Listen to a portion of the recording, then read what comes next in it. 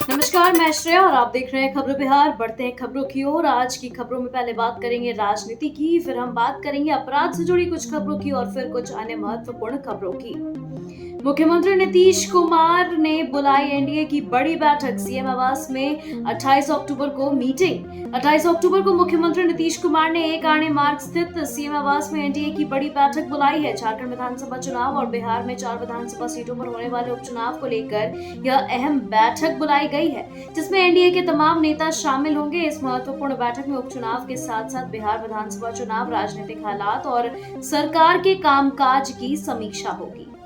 बिहार में 4 सीटों पर उपचुनाव के लिए बीजेपी ने जारी की स्टार प्रचारकों की सूची। अश्विनी चौबे को भी मिली जगह। बिहार में विधानसभा की 4 सीटों पर उपचुनाव हो रहे हैं। इस उपचुनाव में बीजेपी ने 2 सीटों पर तरारी और रामगढ़ में अपने उम्मीदवार उतारे हैं। वहीं इमामगंज में हम पार्टी के दीपा मांझी और बेलागंज में जेडीयू की मनोरमा देवी को समर्थन दिया है। उपचुनाव में प्रचार के लिस्ट में बीजेपी ने 40 नेताओं को स्टार प्रचारक बनाया है। खास बात यह है कि बीजेपी के स्टार प्रचारकों की सूची में अश्विनी चौबे को भी जगह मिली है। अश्विनी चौबे को पिछले लोकसभा चुनाव में टिकट नहीं दिया गया था। समय आ गया है, अब 16 बच्चे पैदा करो। नायडू के बाद स्टालिन ने जनता से की अनोखी अपील। आंध्र प्रदेश के सीएम चंद्रबाबू नायडू के बाद अब तमिलनाडु के मुख्यमंत्री एमके स्टालिन ने जनसंख्या को लेकर बड़ी बात कही है। एमके स्टालिन ने एक कार्यक्रम में कहा है कि नवविवाहितों के लिए अब 16 बच्चे पैदा करने का समय आ गया है। उनके इस बयान के बाद एक बार फिर से सियासी सरगर्मी तेज होनी शुरू हो गई है। सीएम एमके स्टालिन एक कार्यक्रम में शामिल हुए थे जहां 31 जोड़ों का विवाह हुआ था। बता दें कि इस दौरान उन्होंने कहा कि शायद अब समय आ गया है कि जोड़ों को 16 तरह की संपत्ति के बजाय 16 बच्चे पैदा करें। देश में पहली बार 3 ट्रांसजेंडर दरोगा को मिला नियुक्ति पत्र। 1239 दरोगा को सीएम नीतीश देंगे ज्वाइनिंग लेटर। बिहार के मुख्यमंत्री नीतीश कुमार 1239 नव नियुक्त पुलिस अफसर निरीक्षकों को सोमवार को नियुक्ति पत्र प्रदान किया गया। पटना के बापू सभागार में कार्यक्रम का आयोजन किया गया। बिहार के दोनों उप मुख्यमंत्री सम्राट चौधरी और विजय कुमार सिन्हा कार्यक्रम में मौजूद रहे। इस मौके पर बिहार में पहली बार ट्रांसजेंडर पुलिस अवर निरीक्षकों को भी इस मौके पर नियुक्ति पत्र सौंपा गया। इनमें एक ट्रांस वुमेन और 2 ट्रांसमैन शामिल हैं। नहीं रुकेगी केंद्रीय मंत्री गिरिराज सिंह की यात्रा। पप्पू की चेतावनी पर कहा, लाश पर नहीं बल्कि जिंदा लोगों की छाती से होकर। भाजपा नेता केंद्रीय मंत्री गिरिराज सिंह इन दिनों अपनी हिंदू स्वाभिमान यात्रा पर हैं। इस दौरान वह खासकर सीमांचल के इलाके में दौरा कर रहे हैं और लोगों को एकजुट करने की कोशिश कर रहे हैं। वहीं इस यात्रा को लेकर के सीमांचल के कद्दावर नेता कहे जाने वाले निर्दलीय सांसद पप्पू यादव जोरदार हमला भी बोल रहे हैं। यहाँ तक कि कह रहे हैं कि कुछ गलत हुआ तो गिरिराज को मेरी लाश पर से होकर गुजरना होगा। इसके बाद अब इस मामले में गिरिराज सिंह ने बिना नाम लिए जवाब दिया है। पहली लड़ाई में बड़ी भूल कर बैठे प्रशांत किशोर। उपचुनाव में कैंडिडेट के चयन में हो गई गलती, बदलना पड़ेगा उम्मीदवार। 2025 में बिहार में सरकार बनाने के दावे कर रहे प्रशांत किशोर अपनी पहली लड़ाई में बड़ी भूल कर बैठे हैं। बिहार में 4 विधानसभा सीटों पर उपचुनाव हो रहे हैं। प्रशांत किशोर ने उपचुनाव में ही अपनी ताकत दिखा देने का दावा किया था, लेकिन पहली ही लड़ाई में गलती कर बैठे। लेफ्टिनेंट जनरल कृष्ण सिंह वैसे तो अपने गाँव करत से लगातार जुड़ रहे हैं, लेकिन आर्मी में सेवा के दौरान वे सब परिवार दिल्ली में रह रहे थे। दिल्ली के वोटर लिस्ट में उनका नाम शामिल है। तरारी उपचुनाव में उन्हें जनसुराज पार्टी का उम्मीदवार बना दिया गया, परंतु चुनाव लड़ने के लिए राज्य के वोटर लिस्ट में उनका नाम शामिल होना चाहिए। जहां कभी गरजती थी नक्सलियों की बंदूकें, शाम ढलते बंद हो जाते थे दरवाजे। इस इलाके में बाइक लेकर अकेली घूमती थी दीपा मांझी। केंद्रीय मंत्री जीतन राम मांझी ने इमामगंज विधानसभा सीट पर होने वाले उपचुनाव में बहू दीपा मांझी को उम्मीदवार बनाया है, जिसके बाद मांझी पर परिवारवाद को बढ़ावा देने के आरोप लगने शुरू हो गए हैं। वहीं दूसरी तरफ मांझी ने अपनी बहू को टिकट देने का फैसला का समर्थन करते हुए विपक्ष की बोलती बंद कर दी है। अब दीपा मांझी को लेकर कई बातें सामने आने लगी हैं जो उन्हें औरों से अलग बनाती हैं। गौरव यात्रा पर निकली बिहार से सरकार की मंत्री लेसी सिंह। कहा, यह राजनीतिक यात्रा नहीं, सामाजिक अभियान है। बिहार में इन दिनों यात्राओं का दौर चल रहा है। नेता प्रतिपक्ष तेजस्वी यादव और केंद्रीय मंत्री गिरिराज सिंह के बाद आज से बिहार सरकार की खाद्य व उपभोक्ता संरक्षण मंत्री लेसी सिंह ने ग्राम गौरव यात्रा शुरू किया है। मंत्री लेसी सिंह ने पूर्णिया के दमदाह विधानसभा क्षेत्र के रंगपुरा पंचायत में पूर्व विधानसभा अध्यक्ष राम नारायण मंडल के प्रतिमा पर माल्यार्पण कर ग्राम गौरव यात्रा की शुरुआत की। तेजस्वी ने किया सैलरी घोटाला, दिहाड़ी मजदूर से भी कम बताया अपना मासिक वेतन। जदयू के नीरज का बड़ा खुलासा। जदयू प्रवक्ता व एमएलसी नीरज कुमार ने एक बार फिर से तेजस्वी यादव पर उनकी आमदनी को लेकर बड़ा हमला किया है। जदयू नेता ने कहा कि बिहार में अब तक चारा घोटाला, अलकतरा घोटाला, बालू ईंटा घोटाला की चर्चा होती थी, अब नया घोटाला हुआ है इनकम घोटाला। यह घोटाला कर रहा है प्रतिपक्ष के नेता तेजस्वी यादव। इसके दस्तावेज हैं और दस्तावेज झूठ नहीं बोलते। 2014 से 15 में तेजस्वी यादव विधायक नहीं थे तो इनकी सालाना आय 5 से 18,19,000 जैसी थी और विधायक बनने के साथ ही उनका आय 1,41,750 हो गया है। जम्मू कश्मीर में आतंकी हमले में बिहार के 3 श्रमिकों की मौत पर सीएम नीतीश ने जताया शोक, मुआवजे की घोषणा।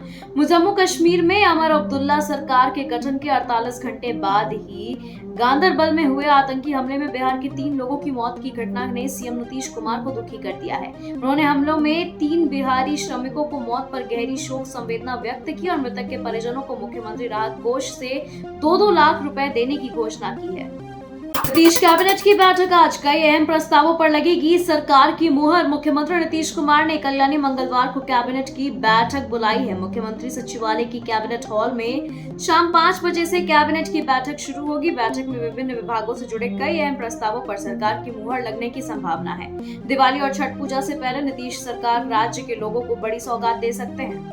आखिरकार जिंदगी से जंग हार गई किडनी कांड की पीड़िता, सीएम नीतीश से लेकर केंद्र स्वास्थ्य मंत्री तक से लगा चुकी थी गुहार। करीब 2 वर्ष तक जिंदगी से जंग लड़ते लड़ते किडनी कांड की पीड़िता सुनीता आखिरकार जिंदगी से जंग हार गई। सोमवार को सुनीता ने आखिरी सांस ली। सुनीता बिहार के मुख्यमंत्री नीतीश कुमार से लेकर केंद्र स्वास्थ्य मंत्री तक किडनी प्रत्यारोपण को लेकर गुहार लगा चुकी थी, लेकिन किसी ने उसकी फरियाद नहीं सुनी। दरअसल पूरा मामला बीते वर्ष मुजफ्फरपुर के बैरैयापुर थाना क्षेत्र में स्थित एक अवैध नर्सिंग होम का है, जहां ऑपरेशन के दौरान डॉक्टर ने सुनीता की दोनों किडनी काटकर हटा दिया था। इस बात की सूचना जैसे ही स्वास्थ्य विभाग को लगी, स्वास्थ्य महकमे में हड़कंप मच गया था। विष्णु मंडल हत्याकांड का खुलासा, 3 आरोपी गिरफ्तार। अपहरण के बाद हत्या के बोरे में फेंका गया था शव। कटिहार पुलिस ने विष्णु मंडल हत्याकांड का खुलासा कर लिया है। इस मामले में 3 आरोपियों को गिरफ्तार किया गया है। वहीं मृतक की बाइक का पार्ट्स भी बरामद किया गया है। अनुमंडल पुलिस पदाधिकारी अभिजीत सिंह ने इस बात की जानकारी मीडिया को दी है। उन्होंने बताया कि घटना मुसफ्फल थाना क्षेत्र के मनिया की है, जहां से 24 सितंबर को पानी से भरे गड्ढे में एक बोरा बरामद किया गया था। बोरे में से बरामद लाश की पहचान विष्णु मंडल नामक व्यक्ति के रूप में हुई थी। इस मामले की जांच में पुलिस जुटी हुई थी, जिसका खुलासा कटिहार पुलिस ने कर लिया है। सिलेंडर ब्लास्ट में 5 बच्चे बुरी तरह से झुलसे, खाना बनाने के दौरान हुआ हादसा। किशनगंज में सिलेंडर ब्लास्ट की घटना में 5 बच्चे बुरी तरह से झुलस गए। खाना बनाने के दौरान सिलेंडर का पाइप लीक हो गया और इसमें अचानक आग लग गई। सभी झुलसे बच्चों को इलाज के लिए अस्पताल में भर्ती कराया गया। घटना सदर थाना क्षेत्र के मरवा टोली इलाके की है। झुलसे बच्चों में 12 साल की नूरसदा खातून, 8 साल की आयन खातून, 10 साल का तनवीर समेत 2 और बच्चे शामिल है। बताया जा रहा है कि मरवा टोली में महिला घर में खाना बना रही थी कि तभी गैस लीक हुआ और पाइप में आग लग गई। गोरखपुर से हटिया जा रही एक्सप्रेस ट्रेन में भगदड़, कई यात्री घायल। बिहार के सिवान में गोरखपुर से हटिया जा रही एक्सप्रेस ट्रेन में भगदड़ हुई है। बताया जा रहा है कि 21 अक्टूबर के दिन सोमवार को गोरखपुर से हटिया जा रही मौर्य एक्सप्रेस ट्रेन जो भाटपार रानी स्टेशन से सिवान के लिए खुली थी, यह ट्रेन जिजरादई और सिवान के बीच पकवलिया के पास पहुंची थी और ट्रेन में लगे अग्निशमन यंत्र के साथ किसी असामाजिक तत्व ने छेड़छाड़ किया, जिस कारण उससे धुआं निकलने लगा और किसी ने शोर मचा दी कि ट्रेन में आग लग गई है। ट्रेन में आग लगने की सूचना मिलते ही यात्री ट्रेन से कूदने लगे और भगदड़ का स्थिति हो गया। कैश वैन में सिक्योरिटी गार्ड के बंदूक से चली गोली, ड्राइवर हुआ घायल, हालात नाजुक। बिहार के बेगूसराय से एक दिल दहलाने वाली खबर सामने आ रही है, जहां दिन दहाड़े गोली चलने से हड़कंप मच गया। सुरक्षा कर्मी के बंदूक से गोली चलने पर ड्राइवर को गोली लगने के बाद गंभीर रूप से घायल हो गया। घायल ड्राइवर को आनंद फानन में उठाकर शहर के निजी अस्पताल में भर्ती कराया गया, जहाँ इलाज चल रहा है। यह घटना रतनपुर थाना क्षेत्र के कपूरी स्थान स्थित यूनियन बैंक के पास की है। बिहार के इस जिले में 102 एम्बुलेंस सेवा पूरी तरीके से ठप। अनिश्चितकालीन हड़ताल पर गए कर्मी, मरीजों की परेशानी बढ़ी। नवादा में सोमवार से 102 एम्बुलेंस की सेवा पूरी तरीके से ठप हो गई है। सभी एम्बुलेंस कर्मी अनिश्चितकालीन हड़ताल पर चले गए हैं। सदर अस्पताल स्थित डीएचएस कार्यालय के पास कुल 160 एम्बुलेंस कर्मी बैठ गए हैं, जिसमें एम्बुलेंस ड्राइवर, ईएमटी शामिल है, जिससे कुल 40 एम्बुलेंस की सेवा ठप कर दी गई है। अलग अलग पीएचसी, अनुमंडल एवं सदर अस्पताल में एम्बुलेंस खड़ी है। हड़ताल के पीछे की वजह 4 महीने का वेतन भुगतान और इसके अलावा एम्बुलेंस चालकों की 6 सूत्री मांग है, जिसको लेकर वे सभी एम्बुलेंस की सेवा को ठप कर दिए हैं। जल्दी से नियुक्तियां करा न दीजिए। सरकारी कार्यक्रम में डीजीपी और गृह सचिव के सामने हाथ जोड़ने लगे सीएम नीतीश। बोले, जल्दी जल्दी ना कर दीजिएगा। विधानसभा चुनाव से पहले सभी कार्यों को संपन्न कराने के लिए मुख्यमंत्री नीतीश कुमार को एक बार फिर अधिकारियों के सामने हाथ जोड़ने पड़े। पुलिस विभाग के कार्यक्रम में मुख्यमंत्री नीतीश कुमार खुले मन से डीजीपी और गृह सचिव के सामने हाथ जोड़कर उनसे अपील करने लगे। गृह सचिव और डीजीपी की तरफ हाथ जोड़ते हुए सीएम नीतीश ने कहा कि जल्दी से और भी नियुक्ति करा दीजिए। पुलिस में महिलाओं की संख्या 35% करिए। बिहार में जल्द होगी विशेष शिक्षकों की नियुक्ति। जानिए कौन कर सकता है आवेदन। बिहार में अब युवाओं के लिए अच्छी खबर है। अब सूबे के अंदर जल्द ही विशेष शिक्षकों की नियुक्ति होनी है। इसको लेकर शिक्षा विभाग ने इसकी पूरी तैयारी कर ली है। इनके पदों का रोस्टर जिलों से विभाग को प्राप्त हो चुका है। अब सामान्य प्रशासन विभाग को इसकी अधियाचना भेजी जाएगी, जिसके माध्यम से यह बिहार लोक सेवा आयोग के पास पहुंचेगा। इसके बाद बीपीएससी द्वारा विज्ञापन जारी कर योग्य उम्मीदवारों से आवेदन प्राप्त किए जाएंगे। ये सभी शिक्षक दिव्यांग बच्चों को पढ़ाने में दक्ष होंगे। बता दें कि इनमें प्राथमिक विद्यालयों में 5,534 और मध्य विद्यालयों में 1,745 पदों पर नियुक्ति की जाएगी। स्कूल में स्टूडेंट को अब गधा, बेल और मंदबुंदी कहने पर होगा एक्शन। शिक्षा विभाग ने जारी किया फरमान। दरअसल पिछले कई महीनों से पेरेंट्स टीचर मीटिंग में यह बातें सामने आ रही थी कि बच्चे भी अपनी बातों को रखना चाहते थे, लेकिन उन्हें मौका नहीं मिल पाता था। इसके बाद कुछ ऐसे शब्द उन्हें टीचर की तरफ से कहे जाते थे जो उचित नहीं है। लिहाजा अब सरकार ने यह निर्णय लिया है कि स्कूलों में छात्रों के नामों का मजाक उड़ाने या उन्हें तोड़ मरोड़ कर बोलने की प्रतिबंधित की जाएगी और शिक्षा विभाग ने इस संबंध में कड़ा निर्देश जारी किया है। कोर्ट ने चर्चित लोदीपुर कांड के 15 दोषियों को सुनाई आजीवन कारावास की सजा। भूमि विवाद में 5 लोगों की गोली मारकर हुई थी हत्या। जिले के राजगीर प्रखंड के छबीलापुर थाना इलाके में भूमि विवाद में 4 अगस्त 2021 को हुए चर्चित लोदीपुर नरसंहार मामले में कोर्ट ने 15 दोषियों को आजीवन कारावास की सजा सुनाई है। आरोपियों में एक महिला चिंता देवी भी शामिल है, जबकि 2 नाबालिग आरोपियों की सुनवाई किशोर न्याय परिषद में चल रही है। बिहार शरीफ व्यवहार न्यायालय के अपर जिला एवं सत्र न्यायाधीश 3 अखौड़ी अभिषेक सहाय ने 15 आरोपियों को हत्या समेत जानलेवा हमले और अन्य धाराओं के अलावा शस्त्र अधिनियम में दोषी पाए जाने के बाद सजा सुनाई है। एलआईसी में नियमित होने के लिए दैनिक वेतन भोगी कर्मियों ने पिटीशन किया दायर, लेकिन एलआईसी को पक्षकार बनाना भूल गई। याचिका हुई खारिज। पटना हाई कोर्ट ने एलआईसी द्वारा नियोजित चतुर्थ वर्गीय दैनिक वेतन भोगी कर्मचारियों को 10 वर्ष के बाद सेवा नियमित करने संबंधित याचिकाओं को खारिज कर दिया है। जस्टिस अंशुमन ने टुन्नू कुमार व अन्य की याचिकाओं को इस आधार पर खारिज कर दिया कि उन्होंने एलआईसी को पक्षकार नहीं बनाया। कोर्ट ने स्पष्ट किया कि इस तरह से नौकरी में आए दैनिक वेतन भोगी कर्मचारियों को सेवा नियमित किए जाने का अधिकार नहीं मिलता, भले ही उन्होंने कितनी वर्ष नौकरी की हो।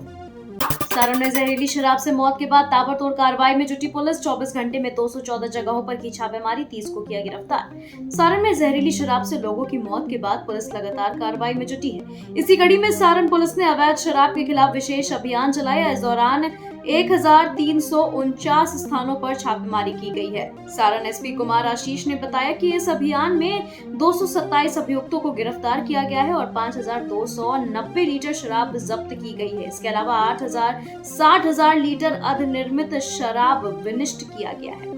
मुजफ्फरपुर में फूल तोड़ने निकली नाबालिग का बदमाशों ने किया अपहरण, परिजनों ने थाने में दर्ज कराई शिकायत। मुजफ्फरपुर जिले में पूजा के लिए फूल तोड़ने निकली एक नाबालिग के अपहरण का मामला सामने आया है, जिसके बाद परिजनों में हड़कंप मच गया। एक विशेष समुदाय के युवक पर अपने अन्य सहयोगियों के साथ मिल अपनी बेटी के अपहरण करने का आरोप लगाते हुए परिजनों ने थाने में लिखित आवेदन दिया है। वही मामले में आवेदन प्राप्त होते ही पुलिस मामले की जाँच में जुट गई है। बता दें कि मामला मुजफ्फरपुर जिले के बोचहा थाना क्षेत्र के एक गाँव का है। अयोध्या की तर्ज पर विकसित होगा दरभंगा हवाई अड्डा, एक साथ इतने विमानों की होगी पार्किंग, मिलेगी ये सारी सुविधाएं। प्रधानमंत्री नरेंद्र मोदी ने हाल ही में वाराणसी से वीडियो कॉन्फ्रेंसिंग के माध्यम से दरभंगा हवाई अड्डे के नए सिविल एन्क्लेव का शिलान्यास किया।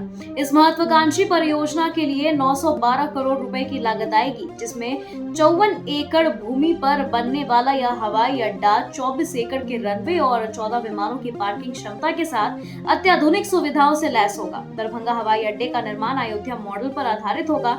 इसमें 40 चेक इन काउंटर और 4 कन्वेयर बेल्ट होंगे और इस हवाई अड्डे को वार्षिक यात्रा क्षमता 43 लाख होगी। खबरों के सिलसिलों में फिलहाल इतना ही। बने रहे खबरें बिहार के साथ। नमस्कार।